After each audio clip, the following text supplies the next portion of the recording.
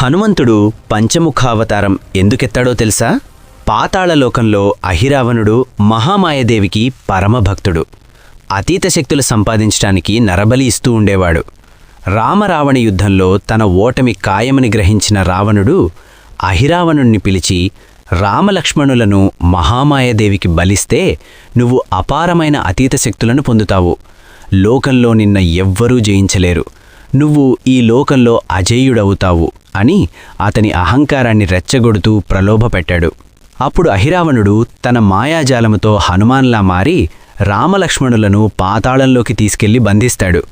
వెంటనే హనుమంతుడు వారిని రక్షించుకోవడానికి వాయువేగంతో పాతాళానికి వెళ్లి అహిరావణుడితో హనుమంతుడు భీకరమైన యుద్ధం చేస్తాడు. గర్జిస్తూ తన అపార బలంతో ఎన్ని దెబ్బలు కొట్టినా, ఎంతటి మహాయుద్ధం చేసినా అతన్ని జయించలేకపోతాడు. అప్పుడు హనుమకు అర్థమవుతుంది, అహిరావణుణ్ణి అంతం చెయ్యాలి అంటే 5 దిక్కుల్లో ఉన్న 5 దీపాలను ఒకే సమయంలో ఆర్పేయాలి, లేదంటే అతని మరణం అసాధ్యమని.